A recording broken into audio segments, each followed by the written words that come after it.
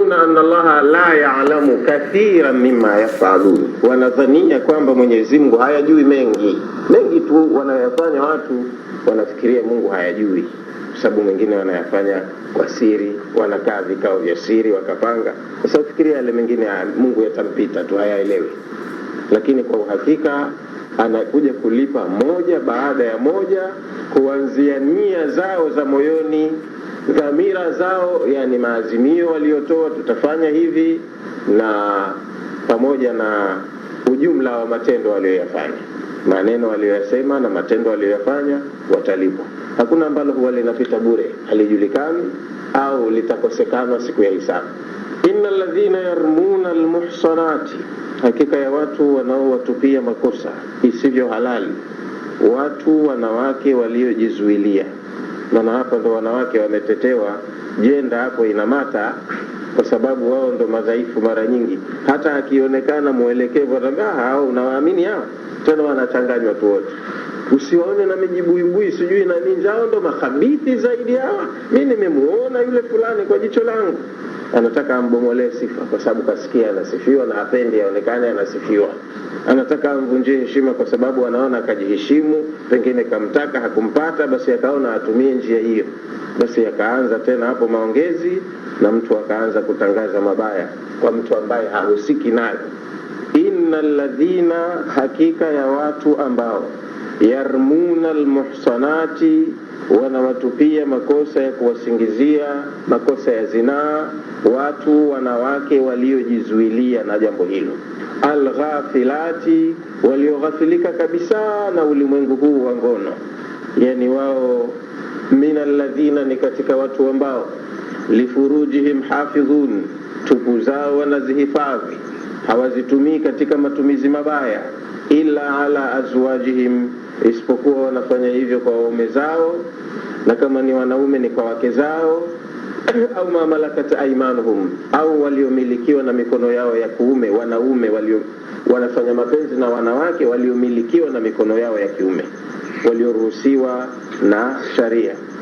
Faulaika ghairu malumin, au fa innahum ghairu malumin, hawa wanaotumia hivyo hawalaumiwi, ni haki yao, wamehalalishiwa, wanafuata sharia.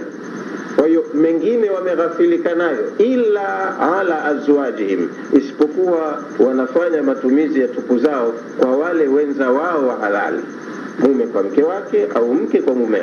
Halafu wewe bado unaona njia hii utumie.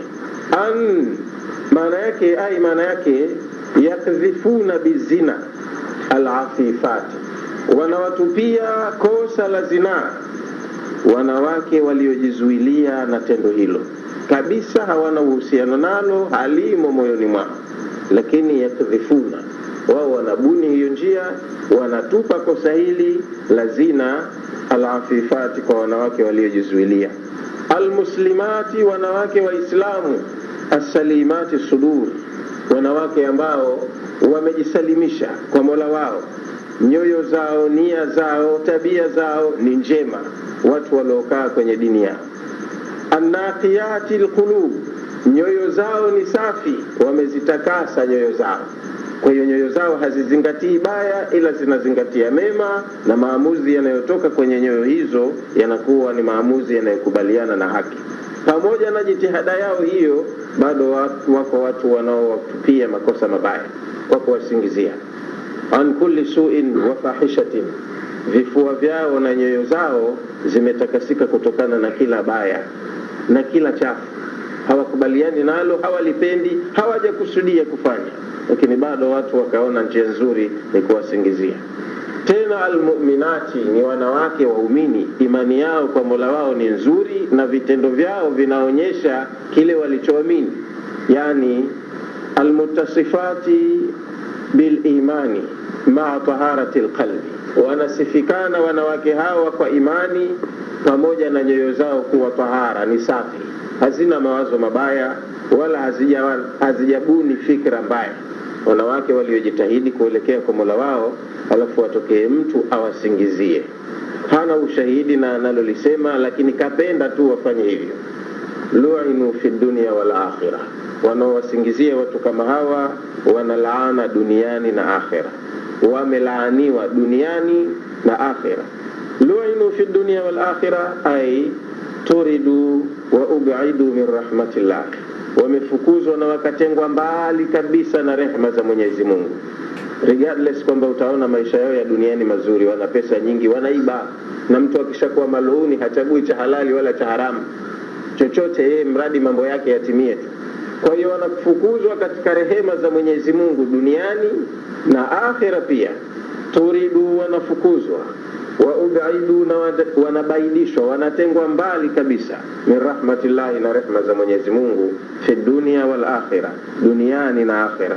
Qala Ibn Abbas, amesema Ibn Abbas, hadha la'nu, laana hii wanayolaaniwa watu kama hawa wanaobuni makosa na wakawasingizia watu wengine wasiohusika nayo, fi man qadhafa zawjati nabii, ilikwenda au ilishuka kwa watu waliotupa kosa hili kwa wake za Mtume sallallahu alayhi wasallam. Idh laysa lahu tauba, kwa sababu kosa hili halina toba.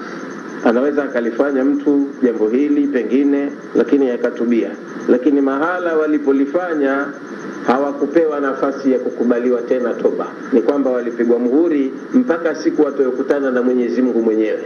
Kwa hiyo bado katika mtiririko ule ule wa kufafanua hadithi ya uzushi, hadithul ifki, kisa kile ambacho tumetoka nacho huko nyuma, Ibn Abbas ndo anasema hivi. Wale wote ambao walisingizia wake za mitume makosa kama haya, wake za Mtume wanalaana duniani na akhira, na ili suala limeshapitishwa kama ilivyopitishwa Abu Lahab ataingia motoni wakati uhai na akasikia, lakini mpaka kafa hakupata fursa ya kutubia, na kafa hivyo hivyo na jeuri yake. Kwa hiyo na hawa nao waliopika kesi hii wakaisambaza, wamepata laana ya kwamba Mwenyezi Mungu kawapa adhabu hii duniani, na akaahidi mpaka atakapokutana nao hawa hawana toba watakayotubia, kwa sababu pahala walipopachokoza ni pahala nyeti. Wamemsingizia mke wa Mtume anayeheshimiwa, Mtume bora, kiongozi kutokana na wenzake wa mwanzo na wa mwisho, alafu bado wamemuondoshea stability maana katika maisha yake, wamemvunjia heshima. Kwa hivyo Ibn Abbas amesema ni kwa wale ambao wamewasingizia wake wa Mtume kosa la zinaa kwa mke wa Mtume, kwa sababu hawa ni watu ambao hawakupewa fursa ya hawakutubia, na kwa maana hiyo wanalaana duniani na akhera. Laisa lahu taubatun, jambo hili, kosa hili halina toba. Maana kuna mambo mtu hufanya hata Mwenyezi Mungu mwenyewe akamkatalia kutubia. Inafanya jambo linaporomosha mema yote aliyofanya, na halafu anawekewa kikwazo, huyu hatotubia tena, huyu hatotengenea tena mpaka siku atakutana na Mwenyezi Mungu. Mambo kama haya ni mengi, tunayakutakuta kwenye Qur'ani. Ukikuta pahala pametolewa maelezo, alafu Mwenyezi Mungu akisema ulaika alladhina habitat a'maluhum, hao ni watu ambao amali zao zimeporomoshwa. Walikuwa wana nyingi amali za khairi, lakini Mwenyezi Mungu huzibatilisha zote, anazikancel zote. Maana yake walilolifanya limeharibu mustawa mzima wa dini yao, na wanakufa makafiri. Wa fi narihum khalidun, na watakaa motoni milele, pamoja na kwamba walishawahi kuwa watu wema, lakini vitendo wanavyofanya watu wengine vinapelekea kuwa wamekufuru, wamertadi, na Mwenyezi Mungu anabatilisha yote walioyafanya, na wanakuwa ni watu wa motoni. Kwa hiyo hawa katika hayo mabaya wanayofanya watu ya haribu dini yao, ni hili moja wapo kubwa wamefanya, kumsingizia mtu. Katika yale 7 mubikati hili limo. Mfahamu kuna dhambi 7 kubwa kabisa ambazo humuangamiza mwenye kuzitenda moja kwa moja, haungi. Moja hili la kumsingizia mwanamke mwema anajitahidi kwenye dini, wewe ukaona umvunjie heshima, moja kwa moja wewe unahesabika ni mbaya na hufai tena, chance yako ya kutubia inakuwa ndogo, probability ya kwamba wewe urudi tena kwenye khairi inakuwa ndogo. Wa man qadhafa mu'minatan, na mtu yoyote mwenye kumsingizia kosa la zina mwanamke mu'min, ja'ala Allahu lahu taubatun, Mwenyezi Mungu anaweza akamjaalia toba muumini mwingine. Kama kamsingizia alafu akajutia kosa lake akatubu, anaweza akatubia. Lakini kwa hawa hawakuwekewa nafasi ya kutubu makosa yao na wakawa ni wenye kutengenea, wakarudi tena kwenye imani. Hawa kina Abdullah ibn Ubay ibn Saluli ndio wamekufa hivyo hivyo makafiri. Jitihada zote zimekwisha. Watoto wao waliowazaa walijitahidi kuwasaidia wazee wao, lakini bado hawakupata fursa hiyo. Wakala Abu Hamza, na amesema mmoja katika wanavyuoni, Abu Hamza, nazalat fi mushriki Makkah. Aya hii iliteremka kuhusiana na washirikina wa Makkah. Kwa mujibu wa maelezo ya Ibn Abbas, aya ilikuwa inawahusu wanafiki wa Madina. Akina Abdullah ibn Ubay ibn Saluli ndio waliosingizia kosa hili kwa mke wa Mtume, ni Waarabu wa Madina. Abu Hamza yeye anasema iliteremka aya hii kuhusiana na washirikina wa Makkah, Makureishi hao. Kanat almar'atu, walikuwa watu wa Makkah tabia yao, kanat almar'atu, alikuwa mwanamke, idha kharajat ila almadina, anapotoka Makkah kuelekea Madina, yani anatekeleza agizo la hijra. Idha kharajat, anapotoka mwanamke Makkah ila almadina, kuelekea Madina, muhajiratan, hali kwa kutekeleza agizo la Mwenyezi Mungu na mtume wake. Kadhafuha, walikuwa wanamtupia kosa hili. Mzinifu huyo kazini ndo anakimbia, kazini huku kishafanya matendo mabaya ndo anakimbia. Kumbe ni mtu mwenye dini, anafuata pahala atapokwenda kutekeleza dini yake vizuri. Kwa hiyo na hili tendo hata watu wa Makkah walilifanya sana. Akitoka tu Makkah basi wanampakazia kuwa ni mzinifu kazini, alafu sasa ndo anakimbia adhabu. Wakalu, na wakawa wanasema, kharajat litafajuri, katoka hapa kwao Makkah anakwenda huko kufanya uhuni, maana huko ndo kuna kwa uhuni.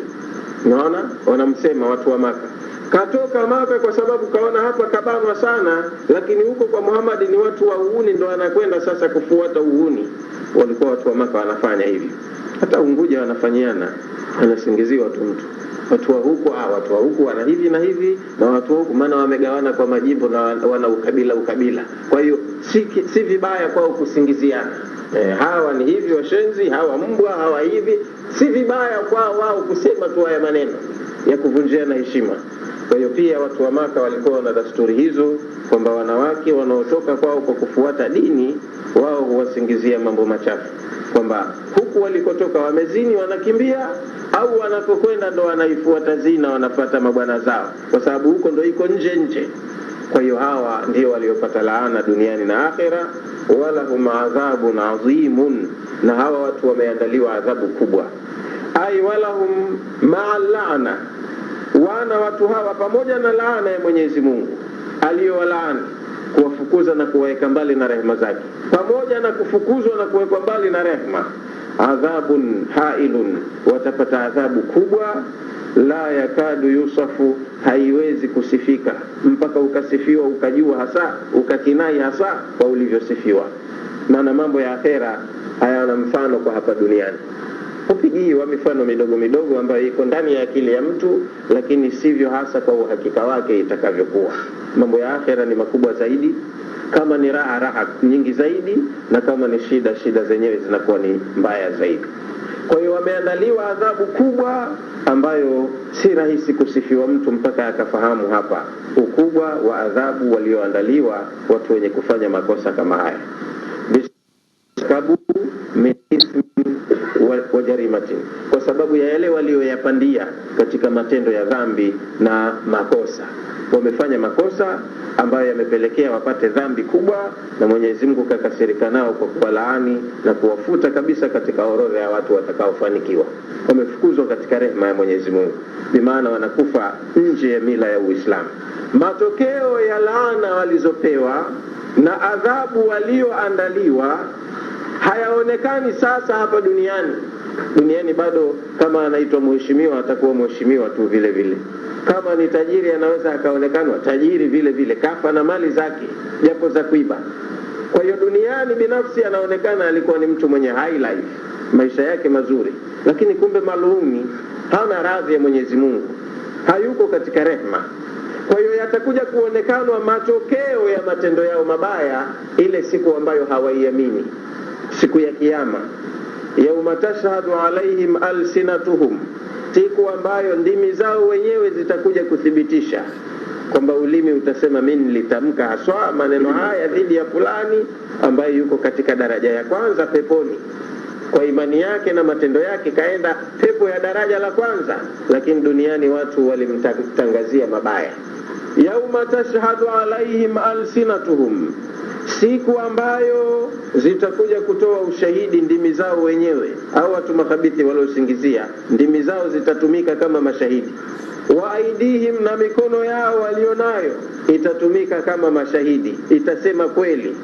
Wa arjuluhum, na miguu yao itatoa ushahidi kweli, bima kanu ya'malun, kutokana na yale ambayo watu duniani walikuwa wanayafanya. Viungo vyao vitatumiwa kama ni mashahidi wa karibu walioshuhudia, na vitatoa ushahidi wa kweli. Yauma nakhtimu ala afwahihim wa tukallimuna aydihim wa tashhadu arjuluhum bima kanu yaksibun, ni siku ambayo tutawafunga watu midomo yao, kwa sababu midomo ndio vyombo vilivyozoea kutumiwa kusema uongo. Kwa hiyo mpaka siku ya kiyama mtu atajaribu aseme uongo ili afanikiwe, lakini hamna nafasi ya mtu kufanikiwa kwa uongo. Duniani pana watu wajanja, anafanya kosa na kwa sababu ni mjuzi wa vipengele vya sharia, anajua kujieleza, basi anajua nitatumia kifungu hichi na kifungu hichi na kifungu hichi, alalamishe. Aliyetendewa kosa awe hana haki, mtenda kosa ndo anakuwa anahukumiwa hana haki mahakamani duniani. Kwa Mungu hamna kitu kama hicho. Mtu aliyekuwa na mazoea haya duniani atataka ayatumie mpaka mbele ya Mwenyezi Mungu. Kwa hiyo Mwenyezi Mungu anasema ndo anafunga midomo, haitotumiwa siku hiyo. Sasa vitasema vitu ambavyo havina tabia ya kusema, lakini yule aliyeuwezesha mdomo kutamka ndiye atakayeviwezesha na hivyo kutamka. Vitatamka maneno yenye kusikilikanwa wazi kabisa, lugha ya wazi. Sa mdomo kauwezesha Mungu kusema. Sio kwamba mdomo tu ndo unasema na ng'ombe anao mdomo, lakini hamjamsikia nyinyi akitamka maneno. Lakini yule Mungu akitaka aseme atasema, kwa sababu ficha ndo ile ile. Koo anayo, voice box, ulimi anao, midomo miwili anayo, anaweza kutamka. Lakini wewe ndo ulopewa bayan. Khalaqal insana allamahu albayan, Mwenyezi Mungu kamuumba mwanadamu akamuelimisha kusema. Sasa na ng'ombe akielimishwa naye atasema. Kwa hiyo ana uwezo Mwenyezi Mungu wa kufanya kila kitu. Inna Allaha ala kulli shay'in qadir. Kwa hiyo hiyo siku kuna vyombo vitatumika kusema ukweli, vitatoa ushahidi wa kweli. Kwa hiyo kile kilichomo, kilichohisiwa ndani ya hicho kiungo ndicho kitakachozungumzwa. Kama mtu kurekodi kanda alafu akaenda akaifungua, yatasemwa yale yale tu yaliyosemwa, yaliyorekodiwa mle, si mengineyo. Kwa hiyo mtu mwingine anavyo vitu kwenye kila seli vinaitwa genes. Hivi ndivyo vinavyorekodi. Kwa hiyo genes za mkononi zikitakiwa zitoe kilichohifadhiwa, zitatoa kile kile, si chengine. Kwa hiyo viungo vitasema ukweli. Haiwezekani viseme vinginevyo, kwamba vipange matokeo vizungumze uongo. Yauma tashhadu alaihim alsinatuhum wa aidihim wa arjuluhum, siku ambayo watatolewa ushahidi na ndimi zao, mikono yao na miguu yao, bima kanu ya'malun, kutokana na yale waliokuwa wanayafanya. Wadhalika al'adhabu shadidu fi dhalika al-yawm ar-rahim, adhabu hiyo kali kwenye hiyo siku ya kitisho. Adhabu hiyo kali kwenye hiyo siku ya kitisho, yaum al-qiyama, yani siku ya kiyama. Hina tashhadu ala al-insan, ni pale wakati ambapo vitamkalia kumtolea ushahidi mwanadamu jawarihahu, viungo vyake vya mwili. Fatamtiqul alsina, ndimi zitatamka, wal aidi, na mikono itatamka, wal arjuli, na miguu itatamka, bima iktarafa min sayyi'il a'mal, kutokana na yale ambayo wenye viungo hivyo waliyachuma katika matendo maovu mabaya. Wewe unaona jambo dogo la kusema kwa sababu una uwezo wa kusema, lakini maneno yako umeambiwa uyachunge, uchague, upange na uchague lipi linafaa lipi halifai. Wewe unajisemea tu, kila unalosikia unatangaza tu, kumbe mengine yanakuwa ni makosa na unajidhuru mwenyewe, maana rekodi yako ndio inahifadhiwa. Yaumaidhin, siku hiyo, yuwafihimullah dinahumul haq, yuwafihimullahu dinahumul haq, Mwenyezi Mungu siku hiyo atawalipa dini yao ya kweli. Dini ni mwenendo wa maisha, the way of life.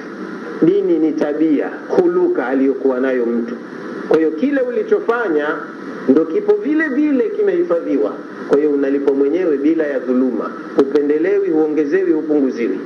Kwa hiyo Mwenyezi Mungu anakulipa kamili kila ulichokifanya kwenye umri huu wa sasa wa duniani.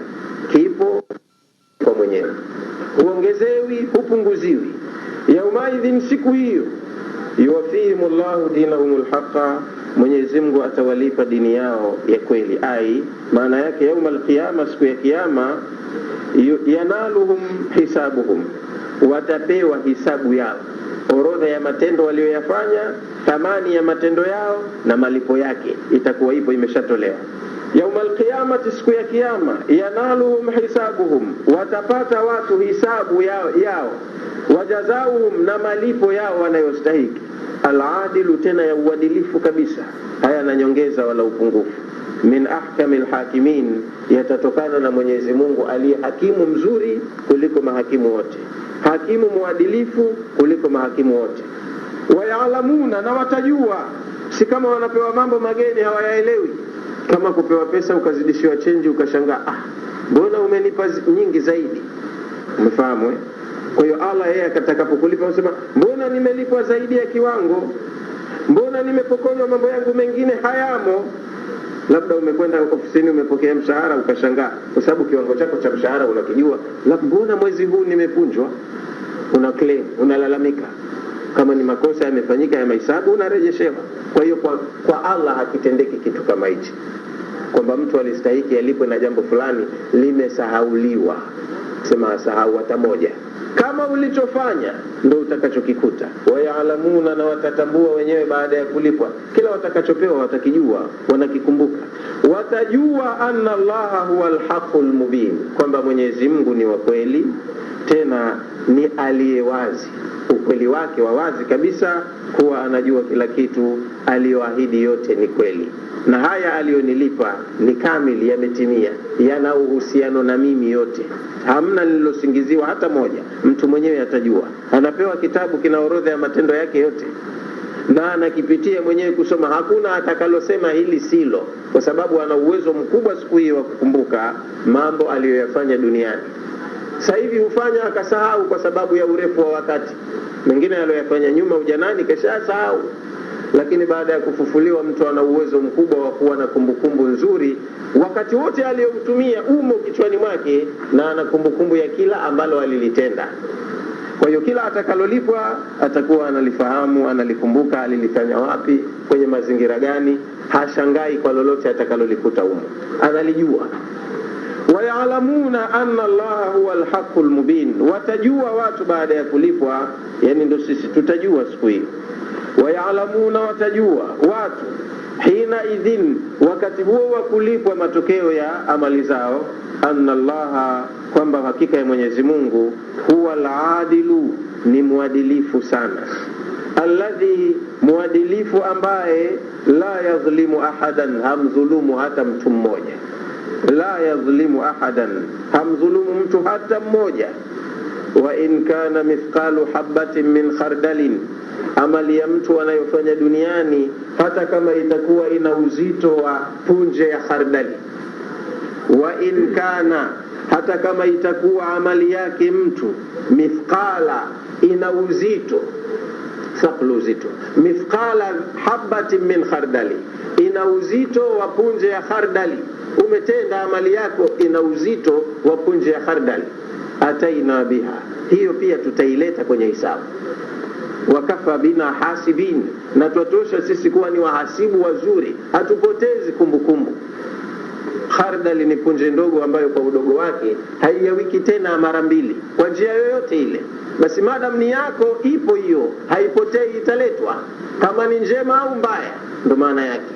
Kwa hiyo wewe huna la kuja kulalamika kwamba nimepunjwa au sema hili nimesingiziwa, jamani tena ameongeza chumvi. Huwezi kugundua kosa kama hilo. Kwa hiyo Allah ni mwadilifu, na mtu atajua kwamba niliyopewa yote yananihusu na nimepewa bila ya kuongezewa chumvi, kukomolewa. Kile kiwango ninachostahiki ndicho nilicholipwa. Ya'lamuna hina idhin, watajua watu wakati huo, anna Allaha huwa al-adil, kwamba Mwenyezi Mungu ni mwadilifu, alladhi la yadhlimu ahadan, ambaye hamdhulumu mtu hata mmoja. Adhahiru adluhu, uadilifu wake uko dhahiri, uko wazi. Fi tashri'ihi wa hukmihi, umeonekana katika kupanga kwake sharia na hukumu alizozitoa. Sharia alizotupa na hukumu alizotoa zote ni za uadilifu, si za maonevu. Sema hii inakiuka haki za binadamu. Haki za binadamu anazijua aliyemuumba binadamu. Kwa hiyo kila alilolihukumu, aliposema akatwe mkono, huo ndo uadilifu haswa na hakuna mwingine. Mpigeni fimbo, basi huo ndo uadilifu na si vinginevyo. Watu watajua kwamba Mungu ni mwadilifu, na aliyoyahukumu, aliyoyaamua yote yalikuwa yanakidhi uadilifu, hakutoka nje ya uadilifu. Thumma dhakara ta'ala, kisha akataja Mwenyezi Mungu mtukufu, bidalili alqati', dalili ya wazi wazi kabisa. Katika aya inayofuata Mwenyezi Mungu ametaja dalili ya wazi wazi kabisa, wal burhani sati', na akajenga hoja yenye kukinaisha, yenye kutosheleza, bibaraati Aisha, ya utakasifu au usafi wa Aisha kutokana na kosa alilosingiziwa, wanazahatiha, na kule kuepukana kwake na jambo hilo, halikumhusu, hakufanya wala hakulikadiria katika akili yake. Fahiya zawjatu rasulillahi sallallahu alayhi wasallam, Aisha ni mke wa mtume wa Mwenyezi Mungu Muhammad sallallahu alayhi wasallam. At-tayyibi, ni mwanamke mzuri, mwema, msafi. At-tahir, msafi. Waqad jarat sunnatullah, na kwa hakika imepita dasturi ya Mwenyezi Mungu, kawaida yake, an yasuqa aljinsi ila jinsi. Allah huwa ana dasturi ya kuipeleka jinsi kwenye jinsi yake, yani jambo linalohusika pahala hulipeleka pahala pake linapohusika. Falau lam takun Aisha tayyibatan, kama Aisha asingekuwa msafi, asingempendelea. Kuna mke wa Nuhu huko na mke wa Luti, kawa hukumu aliyekuwa ni wake wa mitume. Mmefahamu Kama Aisha alitenda kweli kosa, Mwenyezi Mungu asingefanya yeye kulipeleka jambo la kosa mahala pa wema, akamsevu tu, akamsitiri tu kwa kumpendelea. Hana dasturi hiyo Mwenyezi Mungu. Kwa hiyo sunna ya Mwenyezi Mungu, kawaida ya Mwenyezi Mungu, kila jambo huliweka mahala pake. Aliyekosea humsema tu huyu kakosea, hata kama watu wote wanampenda au watamuonea huruma, yeye hawezi kuwa na huruma kama hiyo kwa mtu aliyefanya kosa. Na aliye mbaya huwa mbaya tu, hata kama anapendwa na watu wote, yeye atamtaja tu kuwa huyu ni mbaya. Ndio Mwenyezi Mungu anavyofanya. Mwenye kosa humtajia kosa lake na humhukumu kwa kosa lake, na mtu mwema humpa haki yake na akamsifu kwa wema wake. Kwa hiyo kama Aisha angetenda kweli kosa hili, Mwenyezi Mungu asingekuwa na mvunjaji wa dasturi yake ya kumpendelea Aisha, kumtetea Aisha, kumkingia kifua Aisha kwa kosa alilolifanya. Mfahamu Kwa hiyo aya inayokuja ni kwamba Allah anafata utaratibu wake, sunna yake, ya kwamba yeye kila jambo uliweka mahala linapostahiki. Kama ni ubaya linawekwa mahala pa ubaya, kama ni wema linawekwa mahala pa wema, wala hana dasturi ya kupendelea Mwenyezi Mungu. Falau lam takun Aisha tayyibatan, kama Aisha asingekuwa ni mtu mzuri, lama kanat zawjatu afdalil khalq, asingeteuliwa kuwa ni mke wa mbora wa mitume, mbora wa viumbe sallallahu alaihi wasallam. Walihadha qal, na kwa sababu hiyo Mwenyezi Mungu ndo maana akasema al-khabithatu lil-khabithina wal-khabithuna lil-khabithat wat-tayyibatu lit-tayyibina wat-tayyibuna lit-tayyibat. Al-khabithatu, wanawake makhabithi, lil-khabithuna, ni kwa ajili ya wanaume makhabithi, ndo wanaweza kumechi hiyo pea ikafanana sawa sawa. Bibi akaenda zake bwawani, bwana anaenda zake in by the sea, mkutano saa 8 ya usiku ndo wanarudi nyumbani kwao. Huyu kaenda kutanua kivyake na huyu kaenda kutanua kivyake, hawalaumiani. Maana huyu bwana ana mademu wake wengine na huyu bibi naye ana mabuzi yake mengine, hawaulizani. Wao watabaki kama mke na mume, lakini kila mmoja kivyake. Watu makhabithi ndo wanavyoishi. Bwana yuko bara, bibi yuko Unguja au kinyume chake, wala hawafuatiliani nyendo zao na wanajuana. Bwana anaondoka kwenda zake bara na boksi yake ya kondom, hasa mke anaona, anajua hii kondom ya nini, maana inatumiwa hii. Na bibi pengine anazo zake za kike kasevu ndani, hawaulizani kwa hayo. Watu makhabithi. Bibi anaweza sema mimi msanii bwana, kazi yangu ya sanaa, kama una wivu niache. Na bwana sema basi okay, hamna tatizo, tutakaa tu hivyo hivyo. Unaona bwana? Kwa hiyo huyu msanii ataenda kufanya kazi zake za sanaa na kila linalohusiana na kazi yake atafanya. Na bwana naye atasema mimi usalama wa taifa bwana, kazi yangu ndo hivyo. Basi na sawa, wameridhiana. Lakini mpaka kwenye tabia ambazo Mungu hazitaki, wao wenyewe wamekubali. Kwa hiyo al-khabithatu lil-khabithina, wanawake makhabithi wana mechi na wanaume makhabithi. Lakini mtu mwema na khabithi hawawezi kukaa, hawatoelewana. Lakini hao makhabithi wanaweza wakawa wanaelewana, wanaweza kufikia makubaliano. Wal-khabithuna, na wanaume makhabithi, lil-khabithati, ni kwa ajili ya wanawake makhabithi, ndio wanaweza wakamechi. Watayibatu, na wanawake wema, litayibin, ni kwa ajili ya wanaume wema. Watayibuna, na wanaume wema wasafi, litayibati, ni kwa ajili ya wanawake wasafi. Wakikaa wenyewe wakiamua wake kikao, wapige tasbihi, wamsabihi Mola wao, wanawafikiana kufanya hivi. Lakini haiji hata siku moja mwanamume khabithi kustahamili kumwona mke wake tu saa zote kakaa na msaafu, kajizongazonga maguo.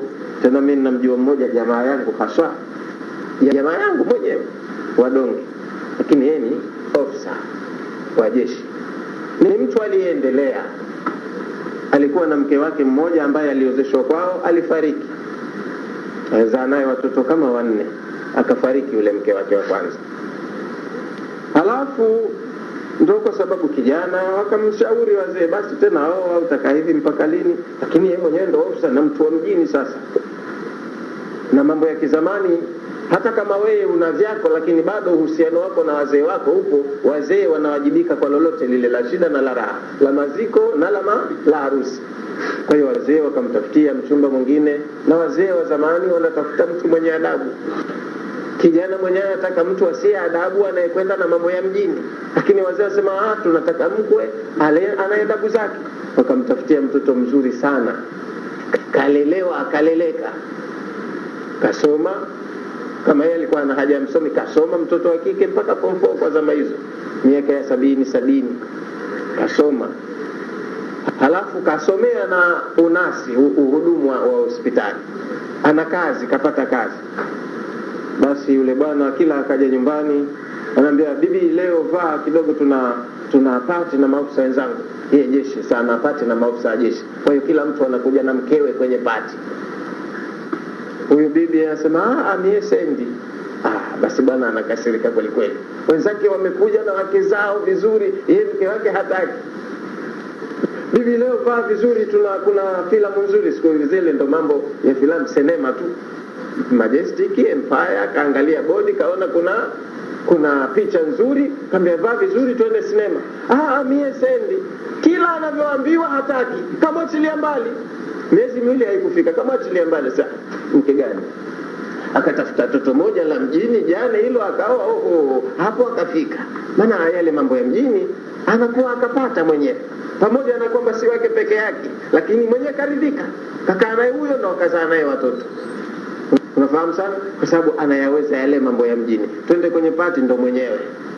Sijui kuna show gani, akafika mwanzo na anavyojua kujipamba yeye na kumpamba mumewe, basi akaona hapa ndo nilipopata mke. Lakini kwa mtu mwema, huyu kurumbembe hamfai, ataona udhia tu. Bwana leo nimealikwa harusi na mimi sijui ndo ninakwenda kufanya hivi na hivi. Mimi sikuruhusu usende. Patakalika hapa pakaliki. Kwa hivyo haya mambo yanakwenda kwa mujibu wa pea. Pea tena iwe katika itikadi zao walingane, tabia zao wafanane, mpaka ibada zao wakubaliane. Nabii Daudi alayhi salam ndo alikuwa anadua anaomba, Allahumma inni as'aluka arba'an wa a'udhu bika min arba'in. Nabii Daudi alayhi salam alikuwa anadua anaomba, Mwenyezi Mungu ninakuomba mambo manne, na ninakuomba unikinge na mambo manne baada ya hayo manne mazuri. Manne mazuri ninakuomba, na manne mabaya naomba unikinge. As'aluka lisanan dhakira, kwanza ninakuomba unipe ulimi utakaokuwa na dhikri, uone kuweza kukutaja kila wakati. Na ndo tabia ya Daudi, akisoma Zaburi mpaka ndege, miti inanyenyekea kusikiliza. Kwanza alikuwa na sauti nzuri, alafu anaposoma kile kitabu cha Mwenyezi Mungu, basi na viumbe wote kama walivyopewa agizo na Mwenyezi Mungu, ya jibalu awibi ma'ahu, enyi majabali nyenyekeeni pamoja na Daudi. Kwa hiyo aliomba ile kuwa ana tabia tu ya Mwenyezi Mungu kila wakati, alindiwe, apewe jambo hilo. Sio kwamba wewe kila wakati unanukuu nyimbo tu za kizazi kipya, nabii unapita humo masokoni, garini unaimba tu. Yeye aliomba apewe ulimi wa kumdhikiri Mungu kila wakati, na kapewa. As'aluka lisanan dhakira, ninakuomba unipe ulimi wa kukutaja Mola wangu kila wakati. Wa qalban khashi'a, na ninakuomba moyo, unipe moyo mnyenyekevu, yani utakaokubaliana na maamuzi yako. Na akapewa moyo wenye unyenyekevu. Si mtu atakayepewa moyo wa ukhabithi wa kutumikia vyama, akiambiwa piga anapiga, kule ndo mnyenyekevu. Kwa Mungu hakubaliani nalo ta moja la Mungu, asema mazito magumu hayawezekani. Kaomba apewe moyo mnyenyekevu, sio unyenyekee tu mahala uovu, uwe mnyenyekevu kwa Mola wake huo moyo. Akapewa moyo mnyenyekevu. Wabadanan, na nakuomba Mola wangu unipe kiwiliwili, maana yote yaliyoyaomba ni kwa ajili yake mwenyewe binafsi.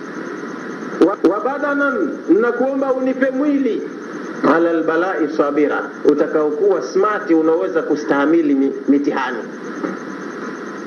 Kama litatokezea la kutokezea, niwe na mwili unaoweza afford ustahimili. Akapewa mwili wenye afya, unaweza kustahimili mitihani. Na la nne akaomba wazaujatan, na ninakuomba unipe mke, maana yule ndo mwenza atakayekuwa anaweza kuvilea hivyo vitu vitatu vyote, atakayekubaliana na hivyo. Unipe mke, tuainuni ala umuri dini wa duniaya, unipe mke ambaye atakuwa ni msaidizi wangu kwenye mambo ya dini yangu na mambo ya dunia yangu, tuwe pamoja, tulingane. Na kapewa Daudi hayo masala. Kaomba ulimi wake uwe wenye kumtaja Mungu, moyo mnyenyekevu na mtiifu, mwili wenye kustahimili shida, na apewe mke atakayeweza kukaa naye kwa hali hizo, awe msaidizi wake kwenye mambo ya dini yake na mambo ya dunia yake. Kwenye mambo yao ya biashara na uchumi wawe pamoja, kwenye mambo ya ibada na dhikri wawe pamoja. Hili ndilo aliloliomba Daudi. Maisha yake hapo yatakuwa yamenyoka sawa sawa kwa maoni yake. Na kapewa. Akiwa tajiri sana, alikuwa mfalme mwenye nguvu, alikuwa na uwezo mwingi, vipaji vingi kapewa kwa pamoja. Halafu mambo manne aliyojilinda, alisema wa a'udhu bika min arba'in, ninajilinda kwako na mambo manne. La kwanza kabisa alilojilinda, alisema a'udhu bika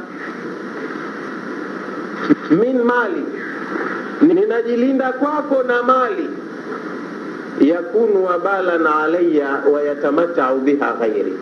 Najilinda kwako na mali ambayo kwangu mimi itakuwa mali hiyo ni maafa na watastarehea watu wengine.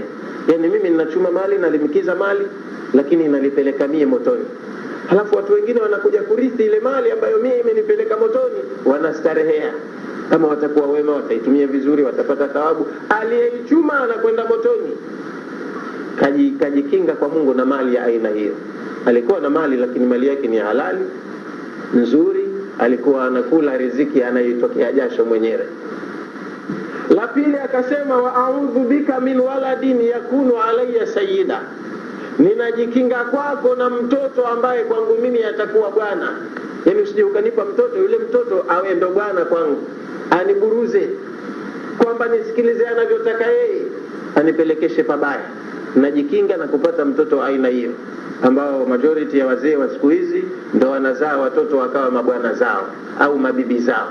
Yani mtoto usimwambie kitu, kasoma yeye, wewe hukusoma. Kwa hiyo sasa wewe umsikilize yeye aliyosoma anavyotaka, wakati sio ada. Hata Uislamu haukubali hivyo. Yule pamoja na elimu yake asikilize ushauri wa mzee, amheshimu mzee. Sasa watoto wamekuwa hawana heshima, hawaheshimu wazee kwa visingizio mbalimbali. Mimi nimesoma, huyu mzee hakusoma, mimi mtu maarufu, huyu mzee si maarufu.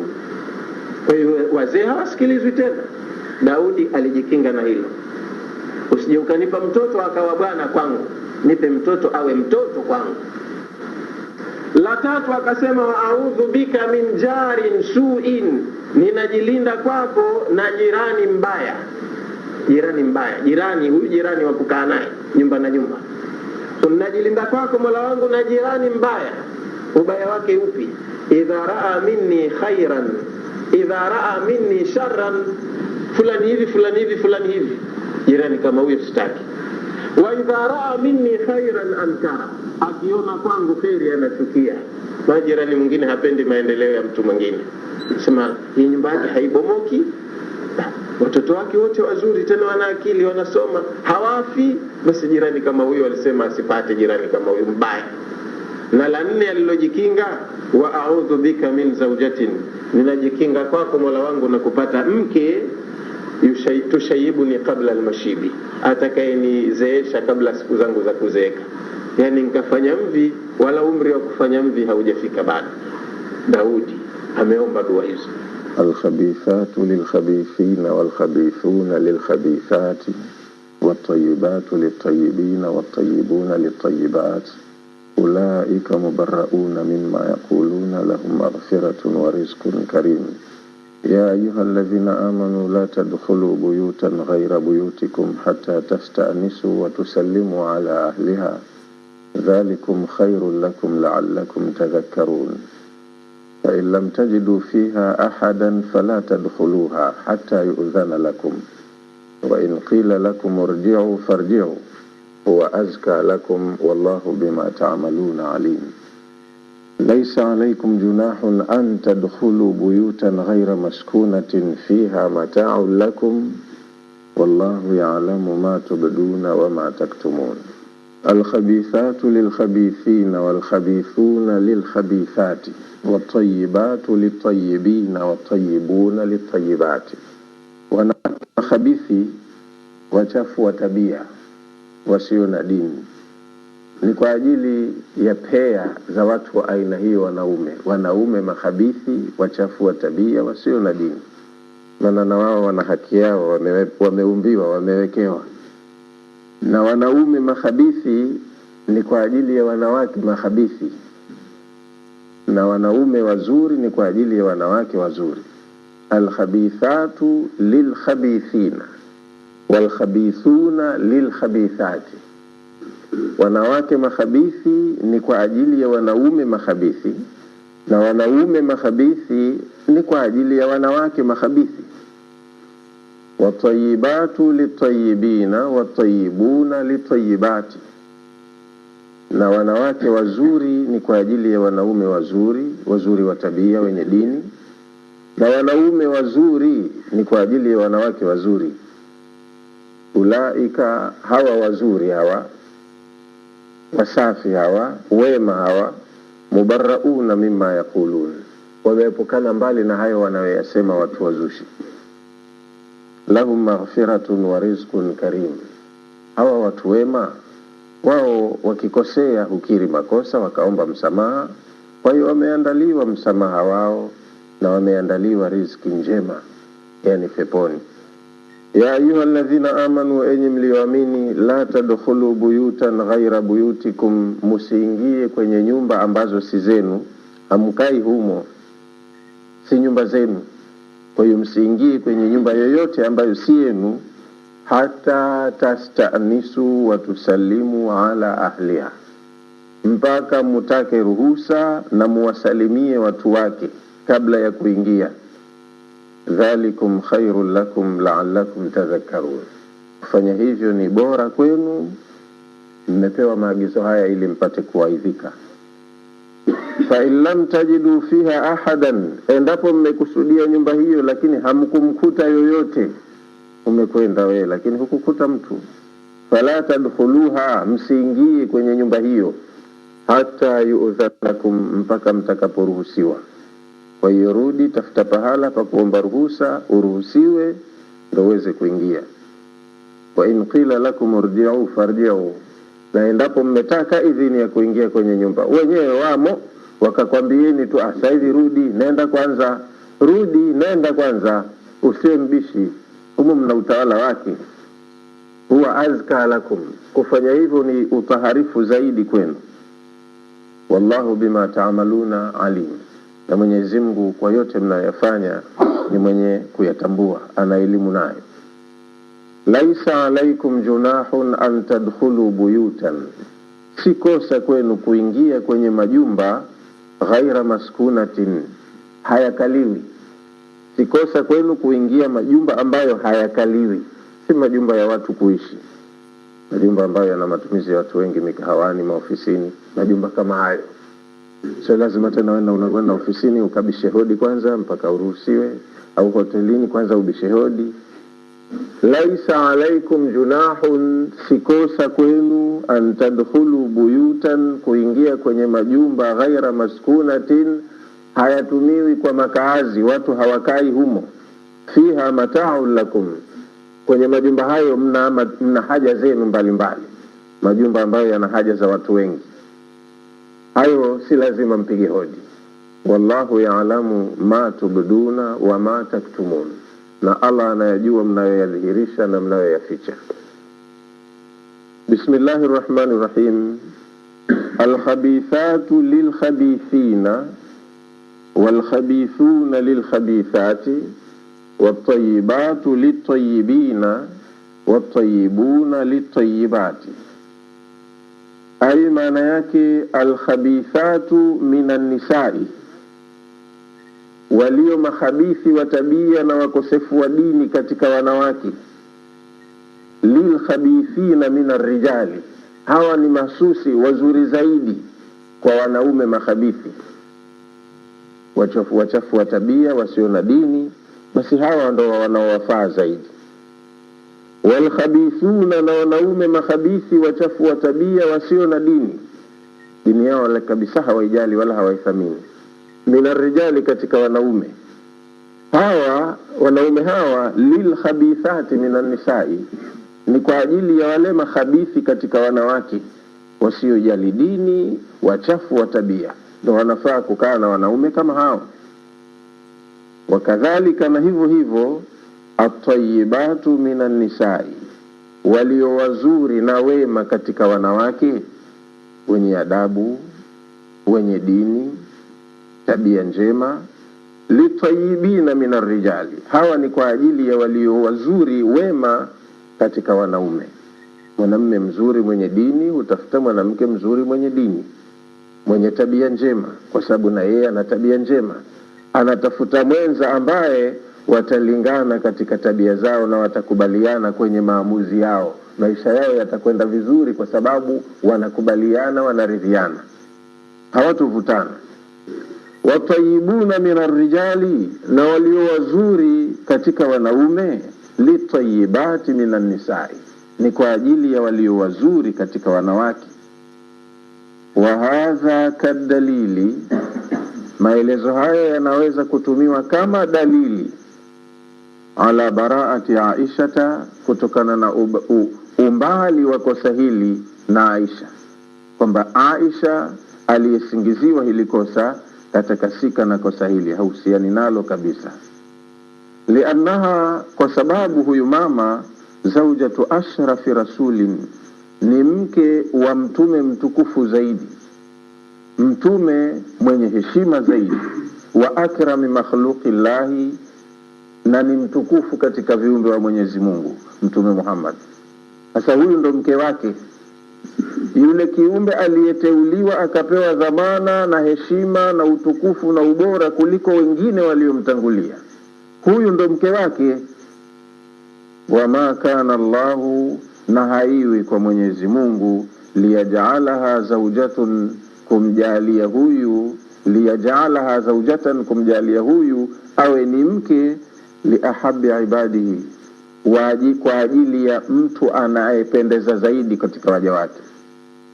Lau lam takun afifatun, kama huyu mwanamke angelikuwa na tabia ya uhuni, si mwenye kujihifadhi, tahiratin, na asingelikuwa msafi, sharifatin, asingekuwa na heshima, basi Mwenyezi Mungu asingemteulia mtume wake aliyetaka kumpa hadhi kubwa akampa nafasi ya kuoa mke kama huyu. Nisema huyu ataniharibia jina la mjumbe wangu, na kwa hivyo hafai kuwa mke wake. Lakini hakuhusika na hilo kosa, ila ni tuhuma au uzushi au ni jambo la kupanga tu la kusingiziwa. Ulaika, hao walio wazuri na wema katika wanaume na wanawake, mubarrauna mimma yakulun, wanaepukana mbali na hayo wanayoyasema watu wengine, kwa sababu wao wamekatazwa haya mambo na wamekubali kukatazika, na kuna mengi wameamrishwa, wao wamekubali kuamrishika, lakini tu watu wanaendelea kuwavunjia majina yao na hadhi zao. Kwa hiyo Allah anasema wameepukana mbali na hayo wanayoyasema watu wazushi, kabisa hawajahusika nayo. Wao wamekubali maagizo, msifanye hivi, wanajizuilia, fanyeni hivi, wanafanya, tena kwa matumaini kabisa na ridhaa ya roho zao. Kwa hiyo wameepukana na hayo ambayo wanayasema watu wengine.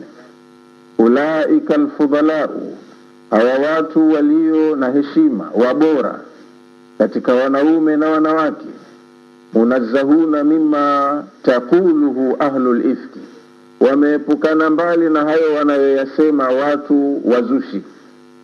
Kwa hiyo mwanamume aliyesingiziwa kama ndo bwana wa Aisha hakufanya hilo jambo, na mwanamke mwenyewe ambaye ndo Aisha hakufanya hilo jambo.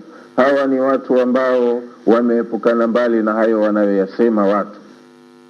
Fi haqihim min alkadhibi walbuhtani, wanayoyasema wazushi ambao hawa wazushi ahlul ifki, wao haki yao wanayostahiki kusifiwa nayo alkadhib walbuhtan, ni uongo na kuzua mambo yaliyokuwa hayapo. Hii ndio tabia yao, ndio alama yao, chapa yao, mpaka kwa Mungu wanajulikana.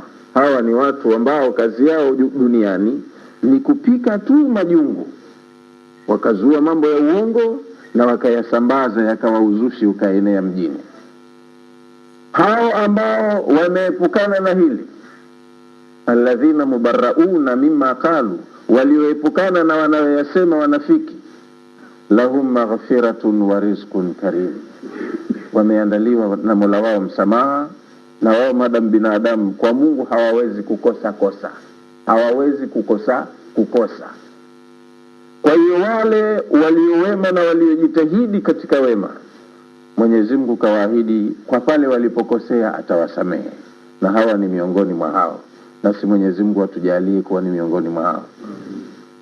Wamekosea, lakini kukosea kwa mtu anayekiri makosa, na kwa hivyo Mwenyezi Mungu amewaahidi msamaha kwa makosa yao.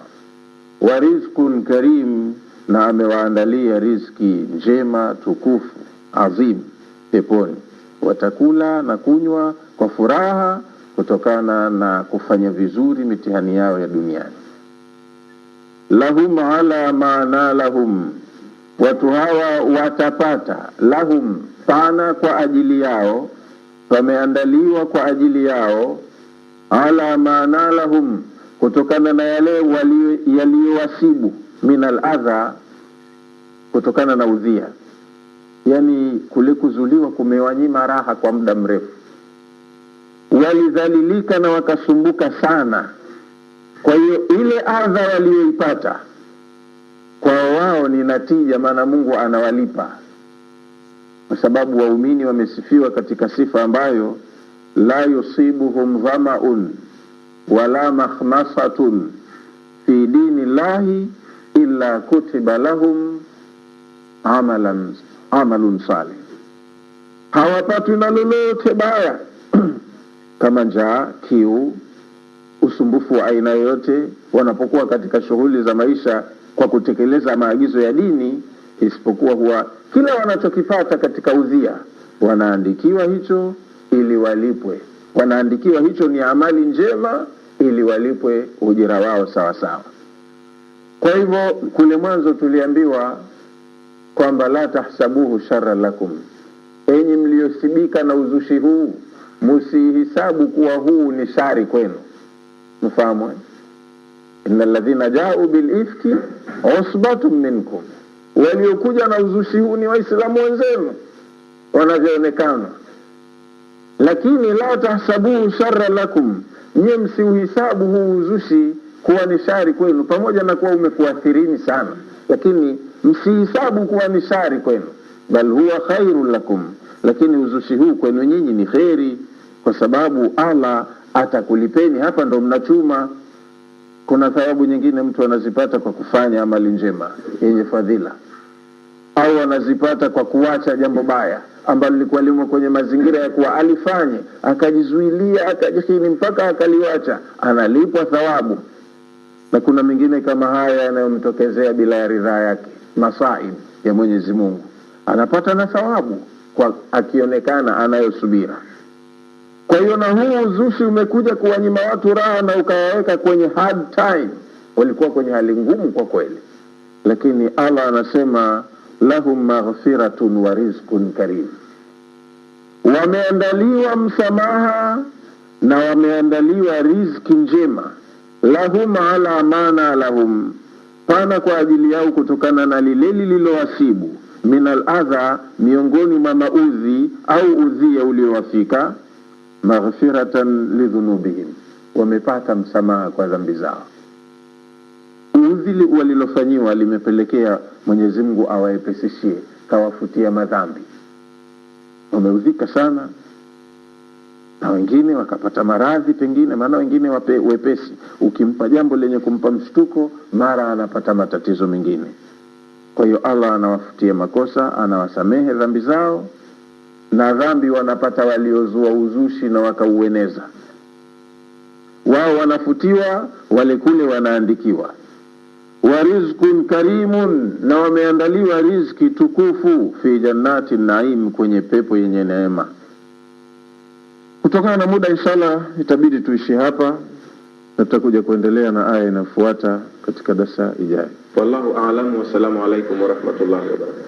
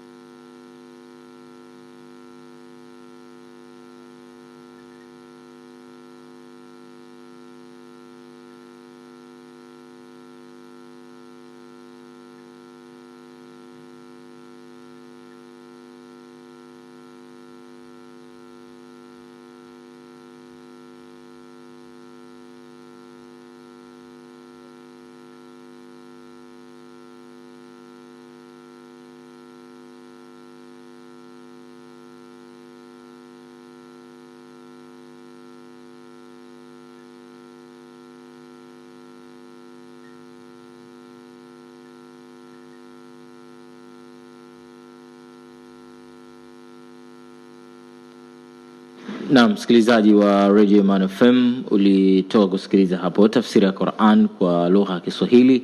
Sheikh Msalim Ali ndiye ambaye anatuletea tafsiri hiyo ya Qur'an na kizungumzia kitafsiri surati An-Nur aya 23 mpaka 27. Akifikisha majira haya ya saa 5 na dakika 1 hivi sasa kwa saa za Afrika Mashariki, ziko sawia kabisa na mji mtakatifu wa Makkah. Unaendelea kustafidi na kusikiza Iman FM, elimu bila ya mipaka. Ewe mke wangu, pendo langu ni la dhati, kipenzi changu mimi kwako.